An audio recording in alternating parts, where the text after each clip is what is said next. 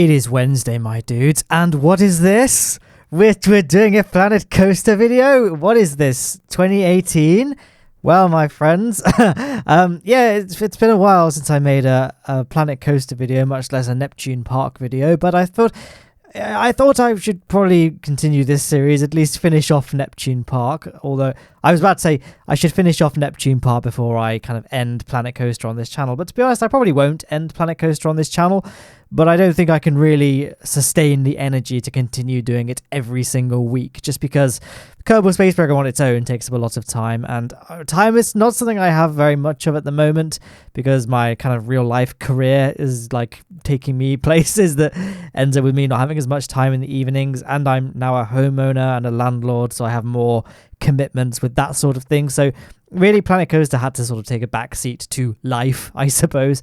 I guess if I ever end up going to YouTube full time, then maybe I could go back to doing Planet Coaster more often, but that's a bridge that we'll cross probably never, so it's not worth thinking about too much. But a minute in, let's introduce what this video is going to be. We're going to be in Neptune Park, if it wasn't already obvious, but we're going to be doing kind of a few errands. I feel like a lot of the episodes lately have been just without a real kind of focus to them.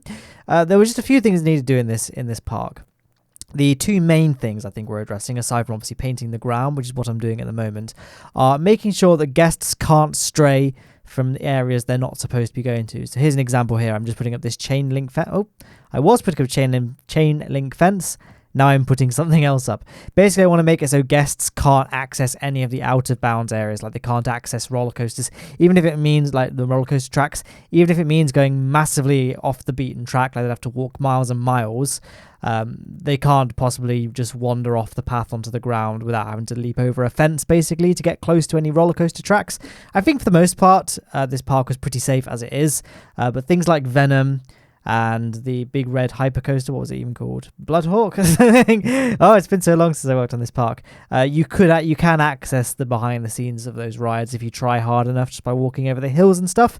These fences, they're not going to stop the most determined people, but they will kind of make it very clear that you're not supposed to be going beyond these points. In real life, roller coasters are not fenced off like Fort Knox would be. If you try hard enough, you can very easily break into the grounds of roller coasters. That's where kind of security guards and cameras and stuff come into play.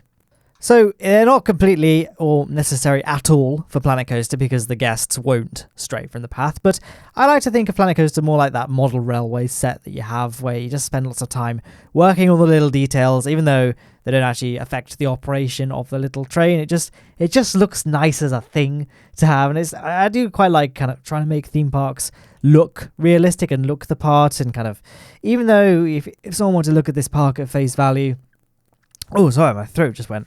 If someone were to look at this park at face value, even just look around, they might never notice it, but I would notice it, and I would know that the fences are all there and stuff, and it's definitely a personal project, Neptune Park. I don't make Planet Coaster videos. Obviously, I make Planet Coaster videos for views, but I don't make Planet Coaster videos with the sole intention of making views. I make them because I'm playing Planet Coaster anyway. This is the sort of thing I would have done regardless of me having a YouTube channel, so it's kind of nice to just show off the journey, so to speak. If this was a journey that people enjoyed, hopefully, maybe. I am thinking about, speaking of non-KSP games though, whilst Kerbal Space Program will, for at least for the foreseeable future, will be the focus of this channel, I think it would be nice to explore other games. So we have Planet Coaster as kind of a regular staple, but if we were to wind down Planet Coaster, it would probably get replaced with something. I know the Subnautica DLC is on its way. I know it's kind of out as it is, but it's like incomplete, and I have no intention of playing it until it is fully done. Things like, Poly Bridge I've been playing a lot of recently. That's pretty fun, although admittedly it's not that new, is it?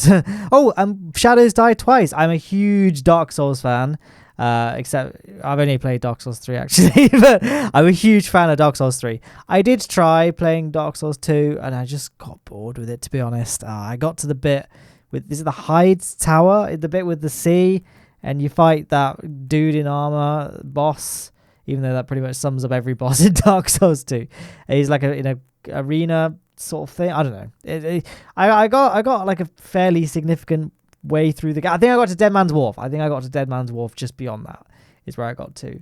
and I just got a bit bored, and I just haven't picked it up since. But I think Sekiro Shadows Die Twice is not really like Dark Souls 2. Not that I'm saying it's like Dark Souls 3, but what are we talking about? We're not talking about the video guy. As you can see, this is the Syndrome suspended coaster, and I've put this little ride next to it just because we had that weird sort of stumpy path that didn't really go anywhere, so I decided to fill the space with a flat ride. I might put a few more flat rides in before I finish Neptune Park, but for the most part, the theme park is pretty much done. There was one more thing I wanted to do with this area, and that is fixing Syndrome, the yellow coaster. The only thing I didn't like about this coaster was the fact that the first drop was very, very jerky, even though I did the 4-meter technique, and that's because I later learned that I did it wrong. I was basically building it in the smallest possible pieces, selecting 2 pieces at once, pressing smooth, then shifting 1 piece along, smoothing again. You're actually supposed to do that, but with 4 pieces selected, not 2. I learned this whilst I was doing my Mistletoe Peak series. So I went back and did it properly. That's what you're going to be seeing in this video in just a second once I finish with this flat ride. And so it will make the first drop much smoother, and it will lower the excitement rating because, of course, that does seem to happen in this game. The excitement rating always seems to get worse and worse the more realistic a ride is. When you first build a ride with no smoothing whatsoever and it's really jerky and horrible and will break your neck, has a really high excitement rating, and it just goes down and down and down. I've said before ad nauseum that I think the rating system in this game is very unfair. Like, if you were to put Expedition Everest, as an example, into this game, it would have a pitifully... Well, no, let's use a better example. Something like Splash Mountain. Pretty much any log flume in the real world would have a terrible, terrible excitement rating in this game because a lot of the log flume is spent just coasting along past scenery and stuff, which is a very necessary part of log flumes and things like that. And I haven't been on many that's literally just a ramp and then a drop and then it ends. But that's what you have to do in Planet Coaster to get a good excitement rating. If you want to just do like a realistic recreation of something, it'll have a terrible excitement rating. And even with roller coasters and stuff in this game, I think sometimes it would be nice to have like I haven't been on many roller coasters like this, to be fair. I realize I've said like a lot just now, but something along the lines of the like Legoland Dragon roller coaster. It kind of goes through this castle and you're looking at all the scenery and it's a really cool like dark ride and then it becomes a roller coaster. But that doesn't make much sense in this game because it will just have a really low excitement rating. And I don't think this ultimately affects the guests' tendency to ride on it, but it's just kind of... It's something that I'm just looking at thinking, oh, I know I could improve that if I just got rid of this. I don't know. Maybe I'm alone in having this annoyance and most people just ignore the excitement rating, but I like having good excitement ratings in parks. And as well, like, the actual excitement rating is always negatively affected by having a lift hill. It takes the excitement rating as it averages the excitement rating for the entire course of the layout. So any given point in the track will have an excitement rating. So the bottom of this hill that I'm working on, I'm working on this support that's supporting the first drop. The excitement rating at the bottom of this drop will be very, very high, but then it will be balanced out by parts like the brake run and the lift hill, which, although being necessary components to a roller coaster, and there's no real way to not have them unless you just create this really unrealistic ride or a launched coaster, I guess. It's going to affect your excitement rating, and it shouldn't. Like, I think any part in this game, this could be a starting point. Any sections that use drive tires or lift hills or brake runs, that sort of thing, should not be included in the excitement rating, and that would clear everything up, right? You know, you could have your dark ride segment because it would be powered by drive tires at that point, and therefore would not be going towards the excitement rating. And then, you have the lift hill, which again wouldn't contribute, and they got the brake run. But everything else, where it's just normal track, there will be some momentum there because that will be the quote-unquote roller coaster part of the ride, so that will contribute to the excitement rating. I know people could argue that you could abuse this by recreating Mr. Bones' wild ride and have the ride last literally years and years in real life, and have a little drop at the end with a loop, so it has a good excitement rating even though it shouldn't. But I feel like those kind of rides are very exploitative anyway, and so it wouldn't really matter because most people wouldn't be building those kinds of rides anyway.